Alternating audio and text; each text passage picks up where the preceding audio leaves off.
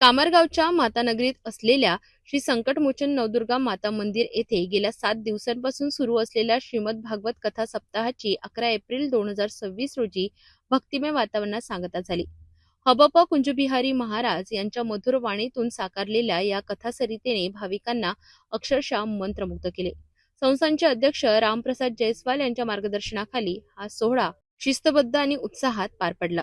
याच पार्श्वभूमीवर गावात प्रभू श्रीरामांचा भव्य देखावा उभारण्यात आला असून धार्मिक वातावरण अधिक बळकट करण्यासाठी एक अनोखा उपक्रम राबविण्यात येत आहे. दररोज सकाळी सामुदायिक हनुमान चालीसा पठण आणि सायंकाळी खडी पठण या भक्तिमय निनादाने संपूर्ण गाव भारावून जात आहे.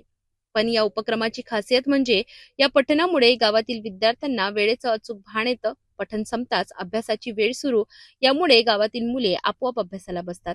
सकाळी लवकर उठून वाचन आणि सायंकाळी अभ्यासाची सवय हनुमान चालीसामुळे विद्यार्थ्यांमध्ये शिस्त आणि सकारात्मकता वाढताना दिसते. धार्मिक संस्कारातून शिक्षणाची गोडी निर्माण करण्याचा हा प्रयोग कामरगावमध्ये यशस्वी ठरत असून गावात एक शांत, प्रेरणादायी आणि अभ्यासाला पूरक वातावरण तयार झाले आहे.